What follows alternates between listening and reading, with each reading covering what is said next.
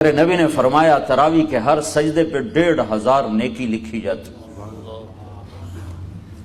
تو 40 سجدوں پہ 60,000 کمائی ہے۔ مولانا صاحب ادھر ایک چٹ لگا دیں، چھوٹی سی چٹ لگا دیں کہ یہاں تراوی پڑھنے والے کو فی سجدہ 150 کراؤن دیا جائے گا۔ ایتھے ویکھا جو سوٹیاں نال لڑائی کیویں ہوندی، آیا تا مسلح میں وچھایا تو کدو آ گیا۔ مولوی صاحب انشاءاللہ دیکھیں گے کہ چھتوں پر بھی بندے چڑھے ہوئے ہوں گے۔ ہر سجدے پہ 1500 نیکی ہے، ہر سجدے پر 1500 نیکی ہے، تو 60,000 روز کی کمائی ہے۔ اور تراوی کے ہر سجدے پر جنت میں سرخ یاقوت کا ایک محل تیار کیا جاتا ہے جس کے 60,000 سونے چاندی کے دروازے ہوتے ہیں۔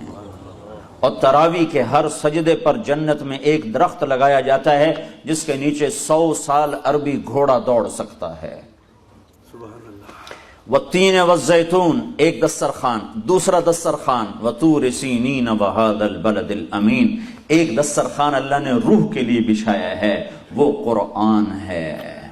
روح کا دسترخوان قرآن ہے، اور اس پر بھی کھانے چنے ہوئے، کہیں توحید کی ڈش، کہیں رسالت کی ڈش، اور کہیں ذکر کی ڈش، اور کہیں تلاوت کا مزہ، اور کہیں حج کے جلوے، کہیں روزے کی پیاس کا مزہ، کہیں جہاد کے تھکاوٹ کے مزے، کہیں اللہ کی راہ میں قربان ہونے کی ڈش، اور کہیں راتوں کو اٹھ کے رونا، کہیں راتوں کو تڑپنا، کہیں اللہ کے لیے پھیرے لگانا، کہیں مینا کے چکر، کہیں بیت اللہ کے طواف، کہیں عرفات کی دعائیں، کبھی مدینے میں مسجد نبوی کی زیارتیں، اور کبھی اللہ کے سامنے گڑ گڑانے اور رونے کے جلوے، اور کبھی قرآن پڑھنے کے، اور کبھی معاف کرنے کے، کبھی درگزر کرنے کے، کبھی جھک جانے کے، کبھی سہ جانے کے، کبھی پی جانے کے، کبھی درگزر کرنے کے، کبھی احسان کے، کبھی سخاوت کے، کبھی محبت کے، کبھی تواضع کے، کبھی مسکنت کے، کہیں علم کے، کہیں الفت کے، کہیں عرفان کے، کہیں معرفت کے۔